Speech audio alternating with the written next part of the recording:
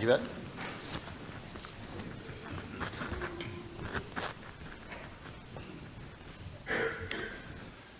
Good morning, church. Good morning. It is an absolute joy being together.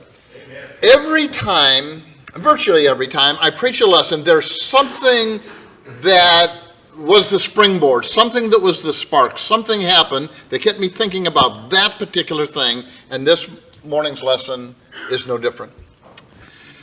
This morning, I'd like us to talk about the power of influence. Because what happens almost universally, we see, well, yeah, we do our little part, or but that hardly makes a difference to everybody else.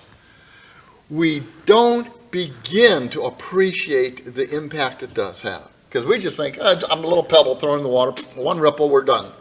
Not so at all.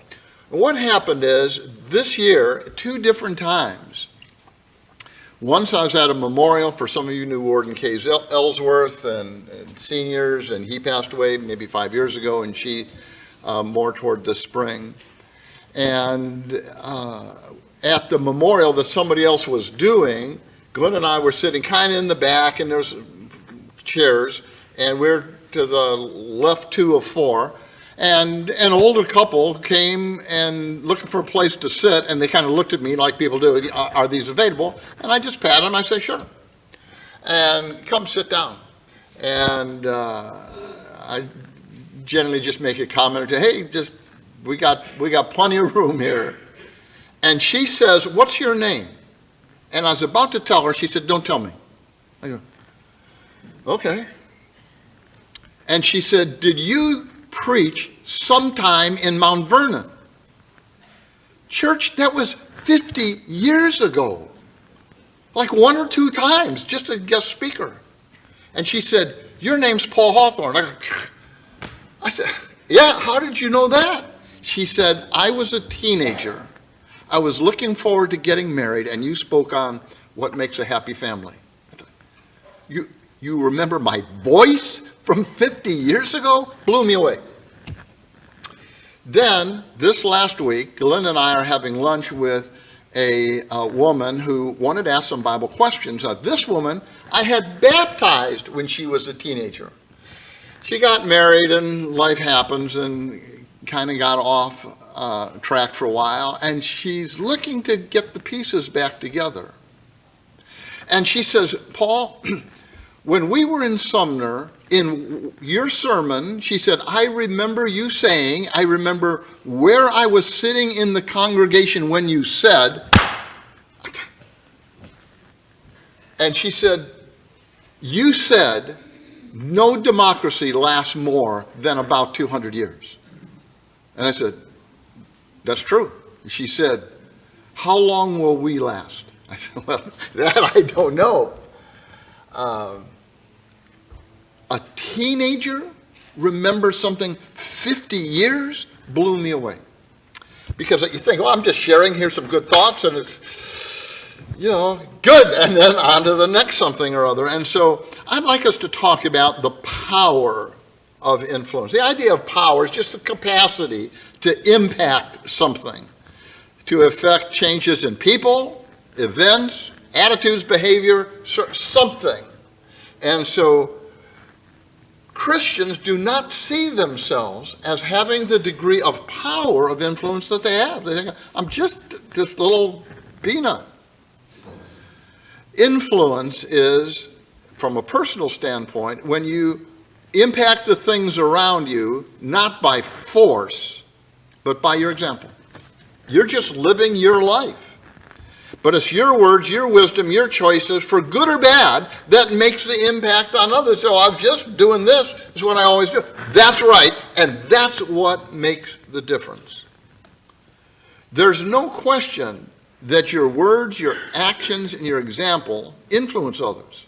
The question is not if, but how and how much.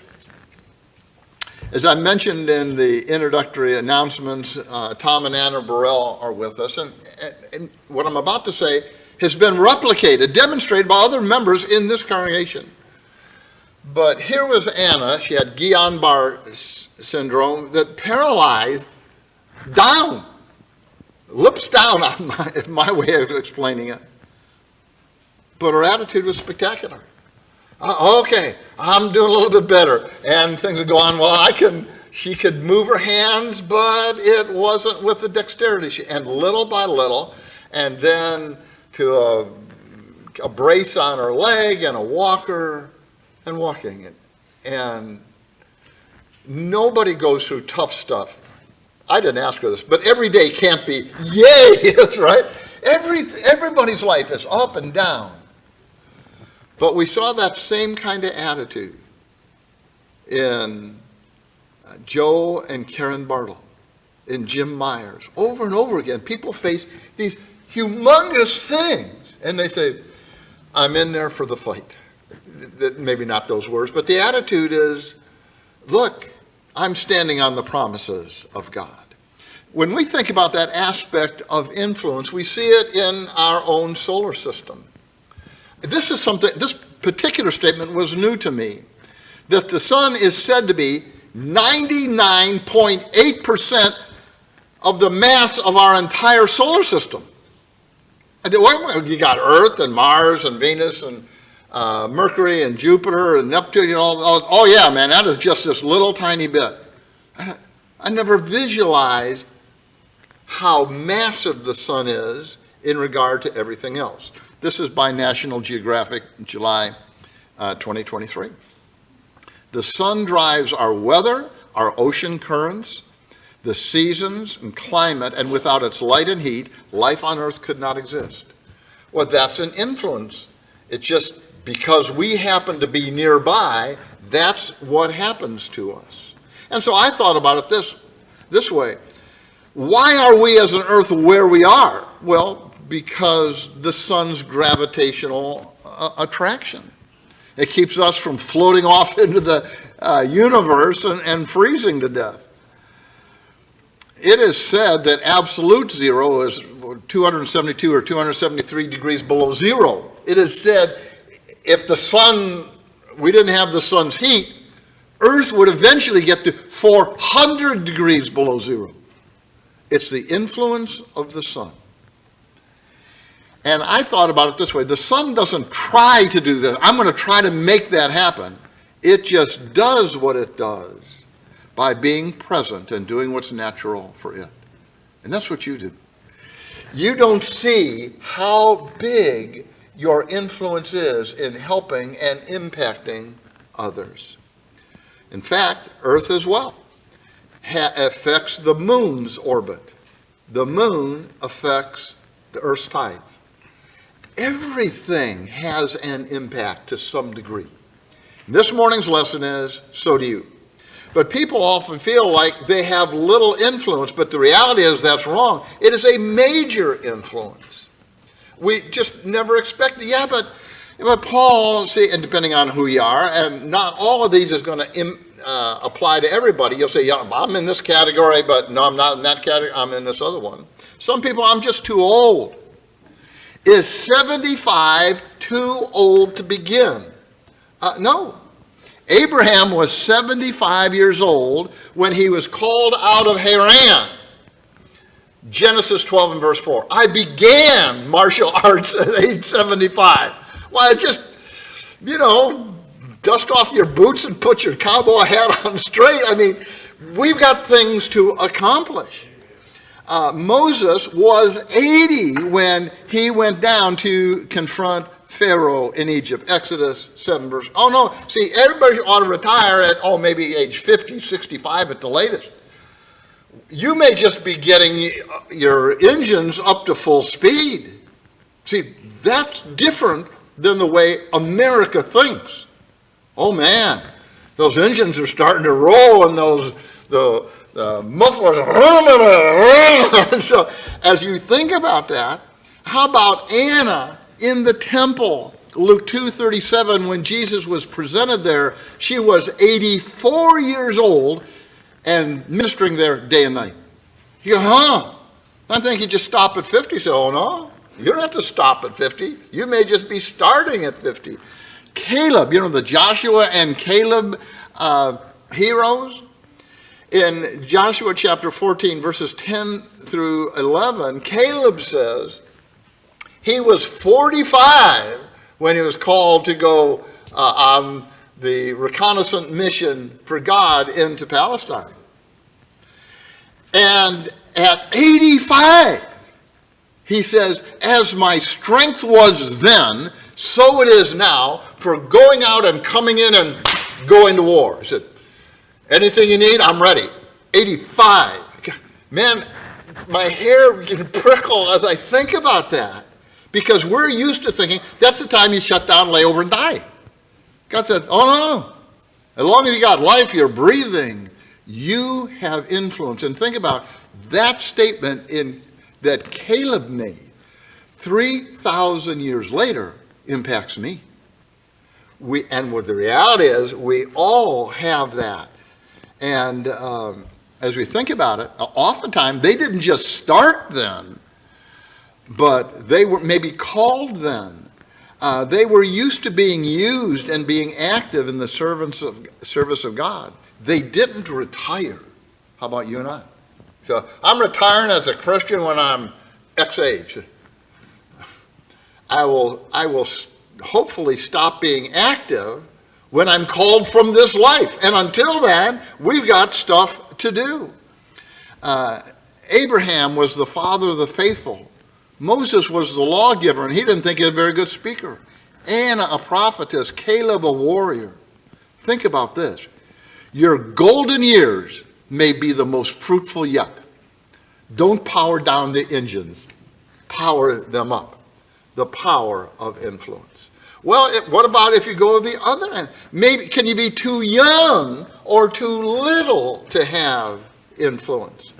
Jesus was a baby. In Isaiah chapter 9 and verse 6, unto us a son is born, a child is given. Right away as a baby, Jesus had an impact. Why? Here were the shepherds in the field, told by the angel there's a baby. They go to see the child, and then they go and tell others. Guess what? The shepherds had an influence. The baby had an influence. As you think about that, one of the neat stories is Samuel. Here's the judge that had anointed Saul, anointed David. He was an incredible figure. It is said when he was 12, we really don't know how old he was. Josephus in Antiquities, book 5, chapter 10, verse 4 says he was 12. He could have been 8, somewhere in these young years, when God has him to deliver a message to Eli. Do you have to wait till you're 42 years to get started? He started when he was 12. Young people, we had the opportunity of moving Jeff and Kim Dillinger. It's just a handful. You have too many people, you trip over each other. But I was really impressed. Of course, Jeff and Kim are there. It's their stuff, and they're moving. Okay, this box goes here, and that one goes there. Joel and Carly were involved. Carly, daughter, Joel, son-in-law. And see if I get this straight. I understand they went to Hawaii, and Carly got her mom a T-shirt that says, "My son-in-law is my favorite son." And Kim said, "I didn't buy the shirt." There's humor with that. But not only Carly's involved in making things happen. Here's Joel's part. There's this incredibly heavy tool chest. I mean, it's like 7 feet long. I figured it weighed half a ton. And Jeff is trying, we got to get it up a ramp. And we're trying to make sure, man, you don't want it to get loose and run over everybody. And so you got guys from behind pushing and had some straps in the front. And so I'm going to be at the top end. My thing, I'm just stabilizing, steering. I'll help drag it up. That isn't what happened. Paul, get out of the way. Joel and the guy, boom! I mean, and I was impressed by that. But not just by that. The kids were out there. They're carrying carpets. I'm one end of some kind of cabinet or something. The 12-year-olds got the other end. I want you to know your participation impacted me. But see, we don't think about it being that way. It's always that way. And Samuel was maybe 8, 10, or 12, somewhere in there. Mary, not when she had Jesus, but when Gabriel spoke to her. Now, we don't know her age either. But it's estimated because a lot of times girls would be engaged by ages 12 to 16. I know parents now say, daughters, don't think about it, I'll choke you. So, because our whole culture is different. So it is thought, perhaps, and we don't know for sure, that Mary might have been 14 years old when the angel Gabriel spoke to her and said, here's the plan. And she said, be it done to your servant, according to as you've said. 14-year-olds can make life-changing decisions. I mean, it's chilling, it's thrilling, because it's really real. And because of the decision she made, Jesus was born. We've all been changed because of the decision a 14-year-old made 2,000 years ago. Are you too young? Joseph, we know, was 17. Joseph in the Old Testament, Genesis 37 and verse 2. Now, he was being used to save his family. Now, he didn't know that's what was happening. He thinks he's just being martyred by his brother, sold into slavery, and just get the kid out of here. But because he was the kind of person he was, he made amazing choices. And he ended up in a position of authority and command and saved his entire family. It started at 17. We all have the power of influence. We think, yeah, well, it's not too young, but I'm just not very tall. It's been years ago, I was in West Campus preaching, and I've forgotten who it was, maybe a visitor. And so I'd gotten done preaching, and like I do, often at the end, I'll maybe stand in the back and say hello to people. And the lady standing next to me, she said, you're not as tall as you look to be on the pulpit. I said, no, man, not one of the shortest guys around. It just is. Well, how about Zacchaeus in Luke chapter 19 and verses 3 through 8? It says that he was a publican, a tax collector, and small of stature. So he's going to climb a tree. He wants to see Jesus. That impresses Jesus. He said, come down because I'm going to eat at your house today. He was rich. He could afford it. But people started grumbling, oh, you're eating with a tax collector. I mean, I bet nobody here, I've met a tax collector. He's been in my house. He wanted to check all my records, and it was within tolerance. I did not invite him for lunch. We don't generally do those things. I invite you, give me an okay and goodbye. And Jesus said, I'm going to eat at your house, and people are grumbling because he's a tax collector. And he said, I'll give back fourfold if I've wronged anybody. What an amazing heart. And so how tall you are, how good looking or challenged or young or old, doesn't matter. You have an influence. You have an influence. And it always goes way beyond what we would anticipate. There's an African proverb. It is said, if you think you're too small to make a difference, try spending the night in a closed room with a mosquito. Once you take that to heart, I mean, you have an impact. We have an impact on each other. You impact me. Well, what if somebody said, yeah, but Paul, that's true for them, but see, my circumstances are different. See, I came from a really bad background, and, I don't know if I could have an influence. Well, how about Mary Magdalene? I mentioned her. She's one of my absolute, hands down, favorite New Testament characters.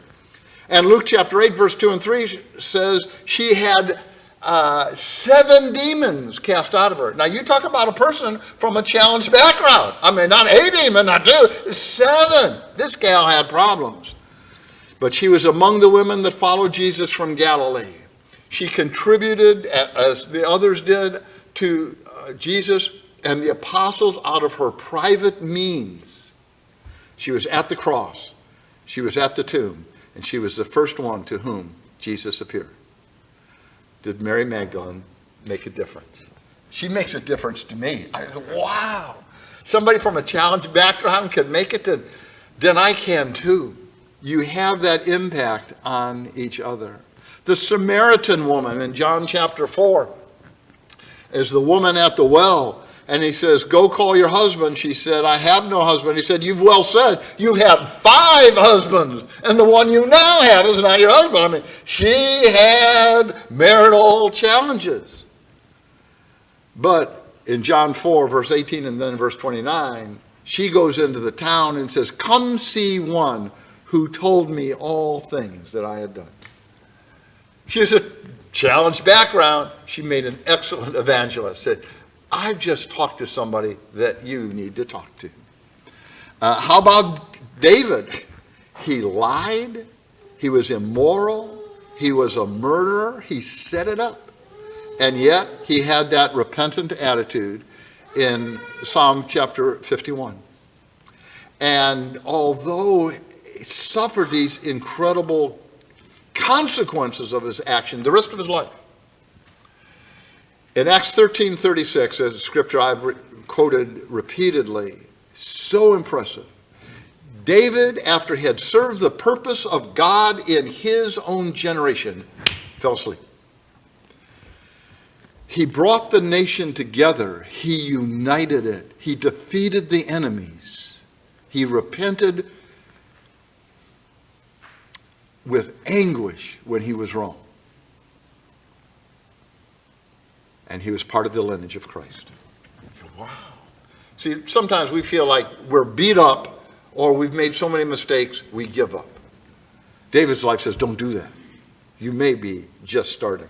Paul himself saw himself, I am the foremost of sinners in 1 Timothy 1:15.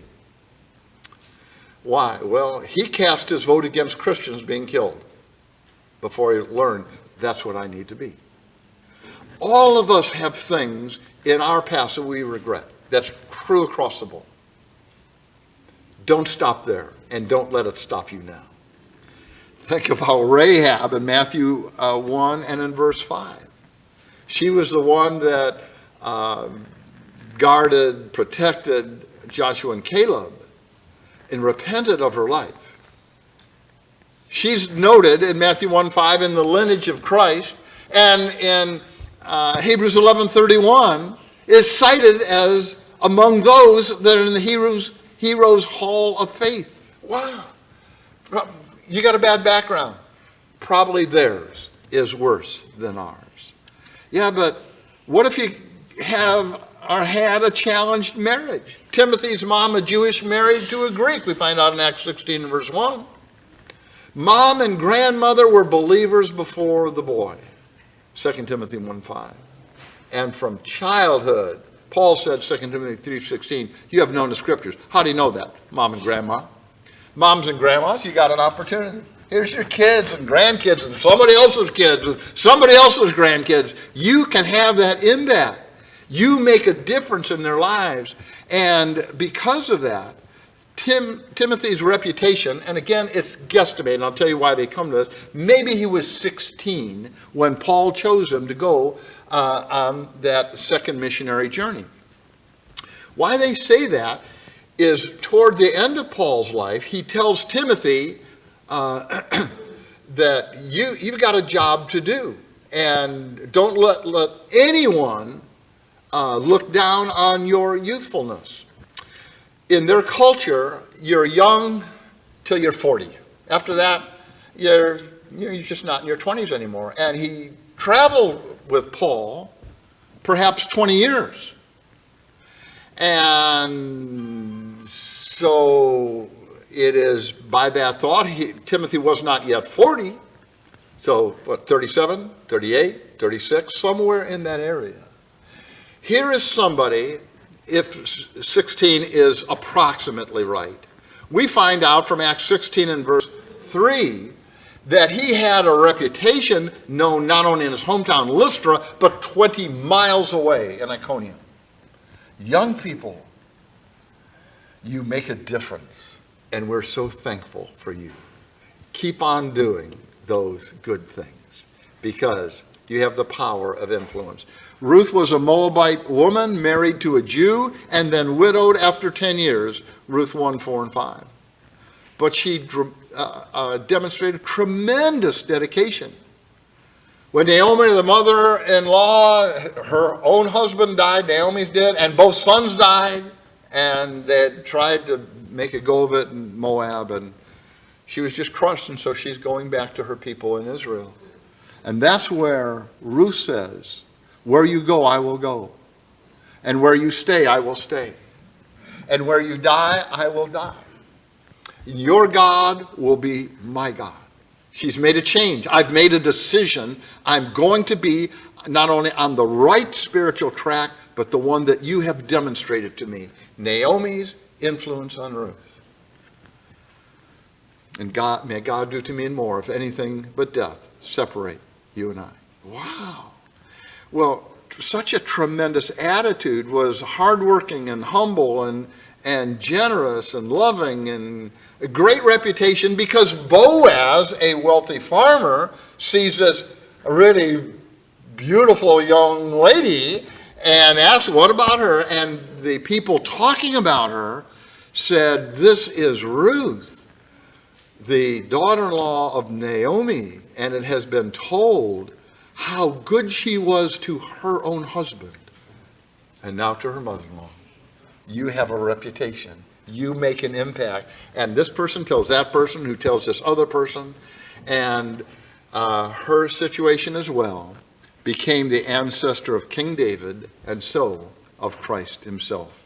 Matthew chapter 1 and verse 5, and also in verse 16. It doesn't matter how old you are. It doesn't matter how young you are.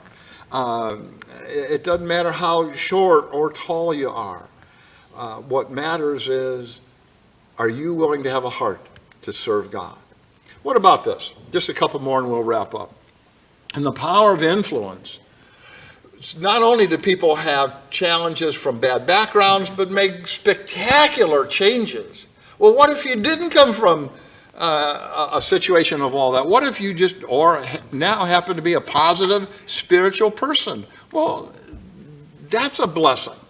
Barnabas seems to have been of that disposition. We come across him in Acts chapter 4 and verse 36. Here's a Christian who, when there's needs, he sells a piece of property and gives the money away. You go, whoa, that catches your attention. Caught other people's attention too, that didn't necessarily have a good attitude, Ananias and Sapphira, but that's their problem. He had this tremendous giving, loving, caring disposition. And so the apostles nicknamed him, man, if Mr. and Mrs. Encouragement ever had a baby, you would be it. And you are the son of encouragement. And so you're familiar, when Paul went on his first missionary journey, Mark was a dropout, a disappointment, a loser, and he went back home to cry on mama's shoulder. It's hard out there, or whatever it was. Come in the second missionary journey, cousin Barnabas thinks Mark's learned his lesson. Let's take him. And Paul said, I'm making up my own dialogue here, over my dead body, we are not taking this kid again. And Barnabas said, I think he's learned his lesson. Paul said he'd not begun to learn the lesson. And Barnabas said he's coming. And Paul said, I'm of course just ad-libbing the dialogue. He is coming. So this big kerfuffle. And Barnabas says, I'm taking him. Paul says, good, because he's not coming with me. And Barnabas took him. And Mark showed his stuff and became what he could and should have been, so that we find that Mark proved himself trustworthy. And at the end of Paul's life, Paul tells Timothy, pick up Mark and bring him, for he's useful to me for ministry. So just because you made a mistake or mistakes, that's water under the bridge. Move forward. How encouraging Barnabas was. And he had an impact on Mark. And because he did, Mark had a change of heart. And he was encouraged and stood up. And he has an impact on me. How about Aquila and Priscilla? They were great Bible teachers.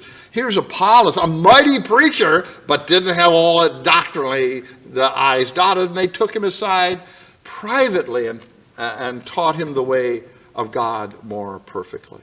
They're mentioned in Romans 16, how they were courageous. Paul says they risked their necks. They risked their lives for my sake.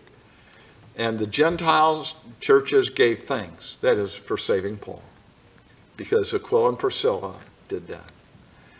And they had a congregation meeting in their own house. So it doesn't matter your background, it doesn't matter your age, it doesn't matter what your marital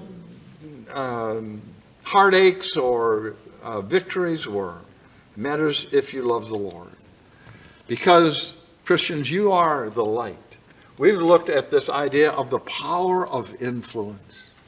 And we don't begin to see it. In fact, I took a Christian aside this morning. I said, how do you see that your influence impacts the congregation? He said, well, I see it this way. I said, yeah, let me tell you the ways that I see it. I said, what do you do? Well, attend regularly. Hebrews 10:25. Do not forsake the assembling of ourselves together. You just being here is an encouragement. You're an encouragement to me. It honors God. You bless one another. And be involved. No excuses. That Luke 14:18 and following here is, one guy's, well, I got married. I just bought some animals. I got to check them out, make sure, they're still under warranty. I got all kind of reasons why not to do. One of the things I mentioned years ago that my mother said to me, it's not strictly true, but kind of. She wanted me to do something, I don't know, take out the garbage. She said, Mom, I can't. And she'd tell me, can't means I don't want to. I didn't like that. But that is a truism, right? If you want to do something bad enough, what will you do? If you want it bad enough, most of the times you do it. If your children are in the hospital, where are you going to be? Yeah, but they want you to be at work. Well, you're supposed to this and that. Hey, look, all of that is good. I'm going to be where the one I love is. So think about it, because there's always going to be too much and other things. You decide, I'm going to be here because you are the light of the world. And let your light shine today. In Daniel chapter 12 and down in verse 3, those that have insight will shine like the stars forever and ever. You have an impact on the next generation. You have an impact on your friends, they on their friends, they on their kids, and on their kids. Think about this where we close. Tabitha, named Dorcas, in Acts chapter 9. We don't know, really, whether she was married or not. A husband isn't mentioned. It is supposed that either she wasn't married or widowed, because she dies and there's no husband or children mentioned. But the widows for whom she made clothing were weeping and surrounding her. You make a difference in life, and you start that by coming to Jesus. If you've not been baptized into Christ and your attitude, I love the Lord, I'm willing to repent of my sins, I want to confess his name, I will be buried in the waters of baptism and have my sins washed away. You've got an opportunity this morning.